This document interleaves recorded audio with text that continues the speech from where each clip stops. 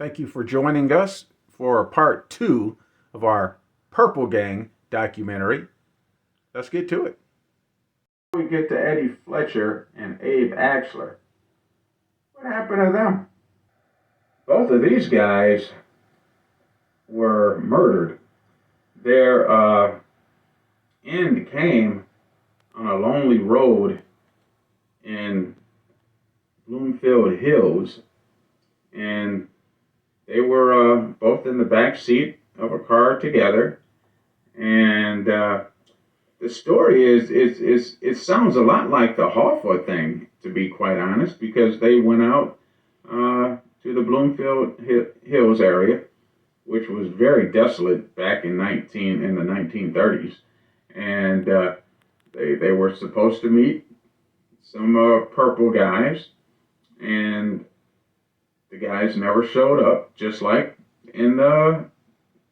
with Jimmy Hoffa. He was supposed to meet some people and they never showed up. And that's what happened to these two guys. There's Axler and here's Fletcher. Actually, let's read some of the news story, if I could blow it up here for you. And this is from the Detroit Free Press. Okay, and let's see if we could get the date, November 27th, 1933. Okay, so let's see what happened here. The still warm bodies of Axler and Fletcher, riddled with slugs from 38 and 45 caliber guns, were found in grotesque posture on the rear seat.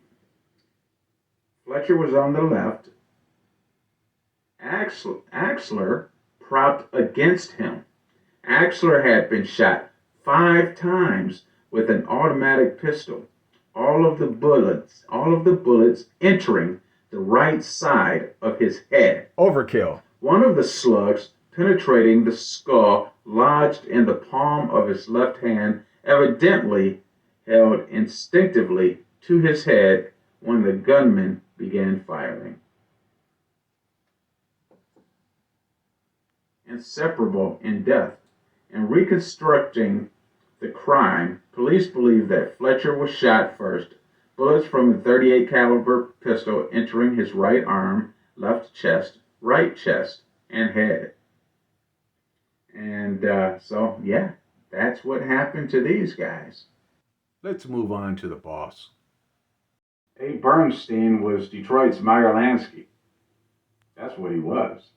And he was respected, just like Meyer Lansky, by the Italian mob. And in Chicago, they call their mob the Outfit. In Detroit, they're called the Partnership. There were a lot of factions here in Detroit. You had the East Side mob, you had the West Side mob. Now I'm talking about the Italians right now, okay? And then you had Chester Lemaire and Hamtramck. You had the Downriver mob. I mean, so there were a lot of groups who were fighting for supremacy here in Detroit, much like what was going on in New York. And basically what happened here in Detroit is the same thing that happened in New York, but on a smaller scale, to be quite honest. And so that's why they call the mob here the Partnership. And like you had Lansky in New York, you had Abe Bernstein in Detroit. And he was a quiet figure. No one really knew about this guy. But believe you me, the individuals in the know, the mob guys, all knew who he was during his life. I mean, I don't know this, but you have to believe that this guy, he was right at the tip top. We know that. But was he the ultimate leader? He may have been. He may have been. And but no one knew about it. But that's exactly the way this guy would want it. That's why right now in Detroit, the mob is still here and it's very powerful. Maybe the most powerful organization in the country outside of New York City. Okay? And the reason why they're very powerful here in Detroit still to this very day is because there has been no publicity. Zero. And that's exactly the way they want it. I mean, these guys are truly wise guys. Why do you think nobody ever got caught for Jimmy Hoffa? Because it was organized right in Detroit. Wise guys. This is the Book Cadillac Hotel in downtown Detroit. Abe, he lived on the top floor. And he lived there for over 30 years. I mean, can you believe that? That's bigger than the biggest mansion. I mean, if you have the whole floor of this huge building, and he did, and so yeah, this guy he controlled gambling here in the city. He was a multimillionaire. I mean, when he died in 1968 at the age of 78, somebody had to take over his empire, and believe me, the empire is still going on today, 50 years later. And so that's just the way it is. I mean, no one knows. No one is supposed to know. It's Detroit. Remember Harry Millman?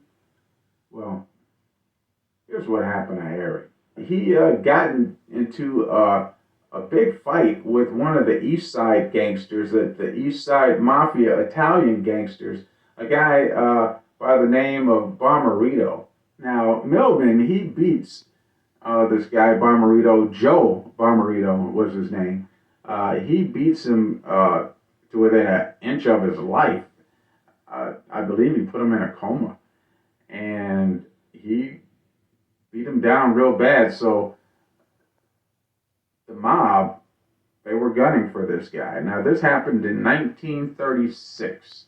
Okay. And so let me show you what happened to Harry Millman. The mob, they caught up to him. Here he is. Isn't it a trip the way the cops used to pose with the dead gangsters back in the day?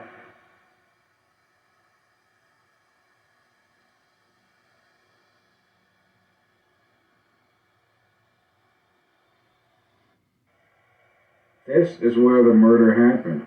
Boski's Restaurant and Delicatessen. And let me show you where it was. On 12th Street and Hazelwood in the city of Detroit on the west side. And yes, it was a big crowd out there.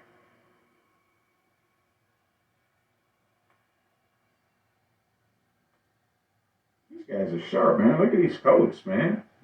I see you guys. That's Detroit, man, back in the day. But it happened at Boski's. Harry Millman. Whacked by the mob. So here's what happened to the rest of the Bernstein boys. Joe Bernstein, he went to Florida, went to California, died in 1984 at the age of 84. And Ray, as we discussed, he went to prison for over 30 years because of the Collinwood Massacre and was released in 1963 on a medical and passed away in 1966. Izzy Bernstein, he stayed in the rackets all of his life, and He died in 1969 at the age of 63. So, where did the Purple Gang relax and unwind? Well, this is it. This is the Oakland Bathhouse. Remember I talked about the Oakland Sugar House? Well, this is right down the street from it, a block away. Believe it or not, the Oakland Bathhouse still exists to this very day at 8295 Oakland Avenue. Take a look. Today it's called the Sphinx. And yours truly wrote about it in the Monthly Standard in the November-December 2018 edition. Take a look. Now, that pool that I just showed you, it was dug by this man right here. Believe it or not, the entire pool was dug by this man. He built it. Eugene Toots Johnson. Now, this guy is one of those unsung dudes that, people don't know about. I mean, there's so many people in that life, in that world, and then you really don't know about the black guys, but it was black guys in the life, in the world, and Toots was one of them. And so it was built, the bathhouse was built by the Meltzers. Now there's the pool right there. Charles Meltzer, he's the guy who built the bathhouse.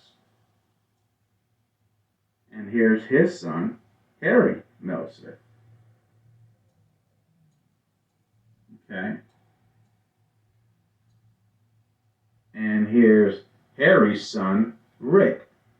And here's Rick as a youngster with Toots. The pool that Toots dug 90 years ago is still in use today. The Oakland Health Club opened its doors in 1930. Rick Meltzer, the grandson of the original owner, Charles Meltzer, said, in the early years, the place was frequented by the Purple Gang, the Italian mob, priests, lawyers, and the average working man. Although the club had a tough clientele, nobody was tougher than Toots. He was a big man, and he kept everybody in line. He was the enforcer. Toots, gone, but not forgotten. There's something else the Purple Gang did that I have to tell you guys about. Now, it's in this edition of the Monthly Standard, Detroit's worst mayor ever. And I have a picture of Kwame Kilpatrick, and the subheadline is, it's not Kwame Kilpatrick. He's actually number 2. But the guy at number 1, oh, you got to see him. Now, this is in the March-April 2019 edition. So let's get to it.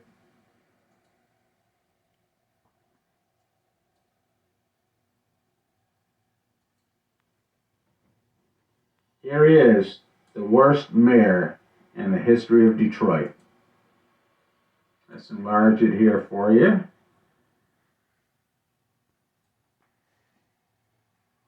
Charles Bowles. Now let me tell you about this guy. This guy, he was the mayor during the Prohibition era, and he ran on a dry ticket, which meant he was for Prohibition. And so were the citizens in the city of Detroit, because Detroit, more than any other town in the United States, Detroit was wet. I mean, there were so many speakeasies in the city of Detroit that just too many to count. And so it was blatant in this town. So the citizenry, they wanted to stop that. So they needed a mayor that was going to be on their side. So they elected Bowles. But here's the thing. He was a liar. He ran under a dry ticket, But as soon as he was elected, the city was wetter than ever. And it's because this guy was in the pockets of the Purple Gang. Okay? So they bribed him, and there was a radio announcer in the city of Detroit who was very popular. The most popular guy in the city was Jerry Buckley. And Jerry Buckley told the citizens to recall Mayor Bowles. And he advocated for this day after day after day after day after day. And so 6 months in his term, he agitated so much that he got a special election to recall Mayor Bowles.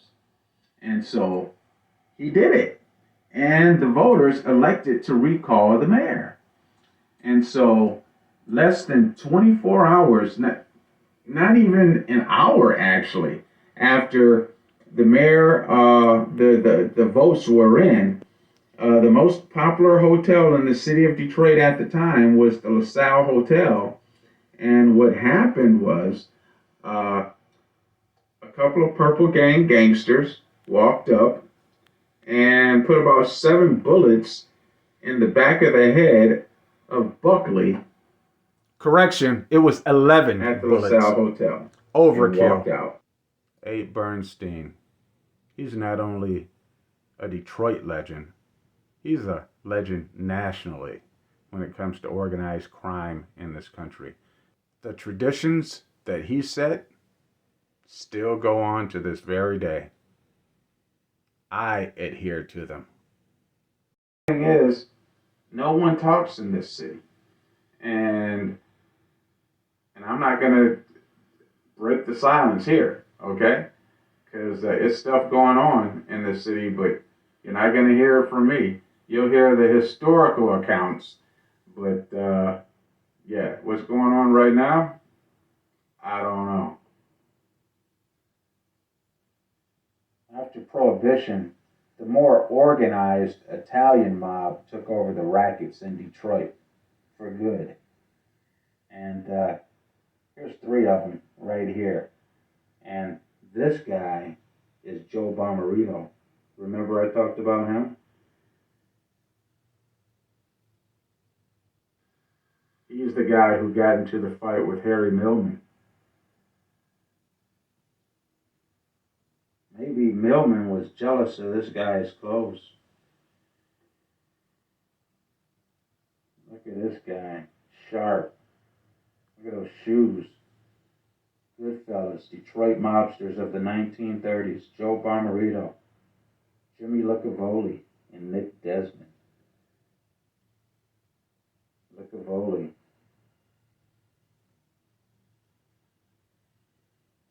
He was the top guy in this group.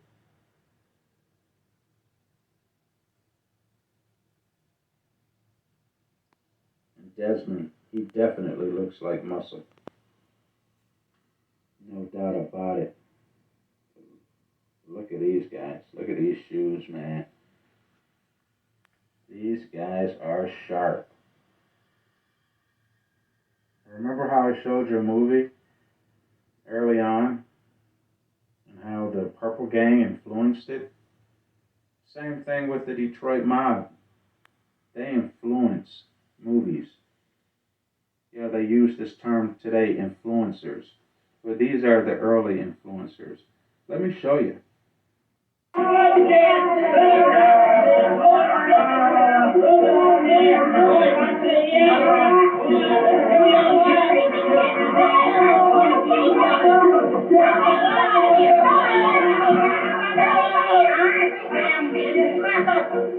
you doing, walking out in the slums? Is it funny? Where did it stop? Lady, you're scaring me. I'm glad I ain't like you, saps. Starving and freezing for what? Peanuts. I got mine, I took it. That part of the land I'm living on for look. Silk, $20.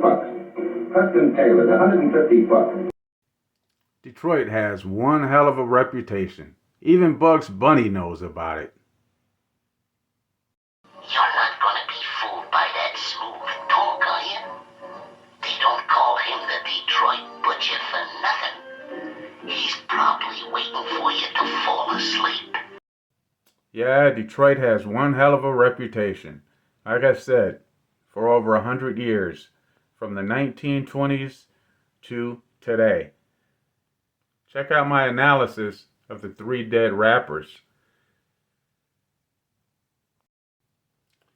You'll see information in my video that nobody else has. Nobody. Check it out. You'll love it.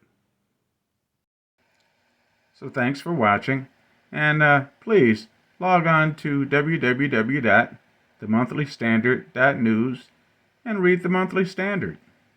Click the archive tab when you get to the website, and then you could read all these older editions. There it is, right there. And you could check out some gangster comics from back in the Purple Gang days. Let me show you. Only in the Monthly Standard can you get classic gangster comics, The War on Crime. So, if you love stuff like this, visit my website, click on the newspaper, and click on the older papers so you could say, because I have the classic gangster comics in pretty much every edition. We afflict the comfortable and comfort the afflicted. So, thanks for watching this special documentary on the Purple Gang. These